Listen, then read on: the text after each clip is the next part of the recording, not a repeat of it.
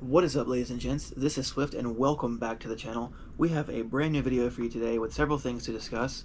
The first thing is that I'm actually using a dedicated camera for this video, no longer using my phone. We have a GoPro Hero 10 which I purchased. I did some research and decided that that would be the best one out of the GoPro lineup for me to get. I initially was going to get the GoPro Max, the 360 degree camera, but I figured that would be better for vacations, and this camera here is better for what I'm doing. So anyways, got a new camera, so making some improvements, and also have an update on the Xbox Shiesty 360 lot that I purchased a while back. That's the one I mentioned to you where the guy withheld a few of the games. So today I was able to sell the stuff I didn't want for a decent price. I'll tell you here, this is what I sold.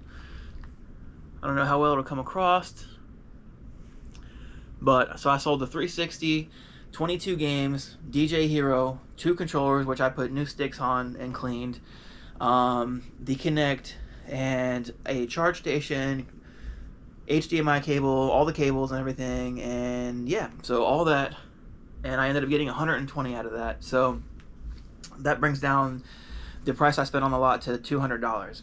I saved 69 games. I ended up switching out. I kept Wally. Funny enough, the game that I wasn't going to keep, I kept that in place of the Gears of War Judgment copy. So I kept 69 games, 2 controllers which need some work, and then 1 360 data transfer cable. So that's 72 items. So if you divide that by what I have into it, the $200, I spent $2.78 per item. So every one of the 69 games that I've added to the collection for the 360 were less than $3. So I'm pretty happy with that, especially considering that a lot of those games are $15 to $25 games. So that's a great way to add to the collection. So I'm very happy with that. It took a while and a lot of patience, but they finally sold. Strangely enough, 360 sales are very low right now. I mean, I expected this thing to sell pretty well, and I was wrong. It took forever, and it didn't sell for nearly what I thought it would. I was thinking like 150 at the bottom on this because there was so much there, but local market, you just never can tell. So anyways, now that that's out of the way, I have a few more pickups to discuss. I'm still waiting on one to get here. We'll start with a banger, and this one is actually pretty impressive. But this, I just ordered the disc. Actually, I've already had the disc. I just ordered the case and the manual because I found a great deal on it. This is a heavy hitter, folks. Einhander. This game beat the crap out of me back in the day. I don't think I ever beat it then. I probably can't beat it now. I may try to, but I got lucky. Back before the pandemic at the Waldorf Flea Market, I purchased a CD sleeve case for 20 bucks that had a bunch of PS1 and PS2 games in it. The guy actually was going to sell it to me for 10, but I was like, you know what, I'll give you 20 because there's a lot of good stuff in there. I didn't realize Einhander was in there, or the value of this game, but basically I paid less than $1 for the disc.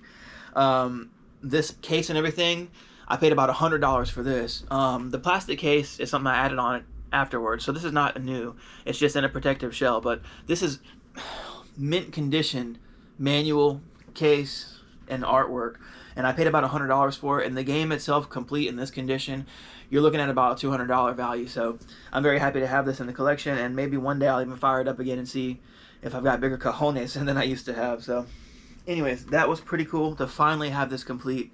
There's one more coming in that is going to complete a copy of a game of mine on the GameCube, and I'll let you guys know more about that when that does arrive. Another thing I picked up, which was something I missed initially from Limited Run. I'm playing it right now, actually, having a good time with the original Castlevania, and that is the Limited Run Castlevania collection. This collection features a lot of great Castlevania games, so I'm looking forward to diving into this and getting any further. I'm actually chapter 15 or 16 on the original game. Yes, I'm using save states. I just don't want to spend 100 hours on each game trying to master it. So yeah, I'm using save states, and it's still a challenge. So yeah, Einhander's not happening. But alright, another one. This game is terrible. Well, it's not terrible. It's not very good, but this was a launch, not a launch, but an OG PS1 lineup first-person shooter that I really liked at the time. It was okay, you know what I mean? But it was just different. It's something that even now, I think I'm going to go back and play through it and see how hard it is, because I don't think I ever beat it. This is kind of the era that we were in back in the day. It was very exploratory, and this is PO'd. I'm PO'd, baby! PO'd. So this is about friggin' aliens. They've hijacked your ship and kidnapped something. I can't see it because of the GamePro sticker, but anyway, you're basically a chef. You're pissed off, and you want your ship back, and you're not going to stop until you get it. So, loving this. Loving that I actually have this now, and I'm going to be able to play through it again. This was a complete copy in a very good condition. You got the foam insert. The disc is in good shape. The book, I mean, this thing looks like it got freshly cut yesterday. I mean, registration card, it's awesome. I mean, and you have the inlay ad hardball. So, yeah, this is super cool. Another long box game in the PS1 collection, which is kind of like my favorite thing to collect for, at least for now.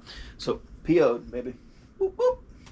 And then, last but not least, a game that I spent a lot of time playing. I don't know if I ever beat it because it has over 100 missions. It has some great music in it, including Flight of the Bumblebees. This is also a PlayStation 1 game that was really good at the time. And this is an excellent condition copy of that, and that is Return Fire, Fire, Fire, Fire! I don't know if you guys remember this game, but this was so much fun. And this copy, it's a lot of fun too. Look at this. Once again, this, I got to figure out how to, so the GoPro, the facing camera will shut down, so I can't actually see what you're seeing right now. I'm going to try to find a way to keep that on so I can at least watch myself and find out how things are looking in camera. So it's a work in progress with this camera. I'm still figuring it out, but anyways, back to the regular scheduled program. So check this manual out. It's, once again, it's in excellent condition. I've been getting some really good scores on eBay with these, and a lot of it is just, you know, digging into the description and reading and looking at the photos and making sure that, you know, you're getting a good copy. And I think that if the difference between a solid, very good copy like this versus a copy that's got some wear and tear is only $5 and you're going to spend $60 anyway, you might as well go ahead and spend $65. You know, that's just my opinion. But anyways, that's Return Fire. That's the latest pickup. I have one more in the mail coming from eBay, and then I don't really know what else is up, but I'm sure I have plenty of content coming for you guys one way or another. So anyways, thanks for joining in. Thanks for the support. Love you guys. Appreciate it. Have a great rest of your weekend, and I will see you next week. Peace. What you doing, boy? Little bonus footage? Little bonus footage. What you doing? Little bonus footage. Oh, serious bonus footage. Look at you, fella. All up on the bonus footage.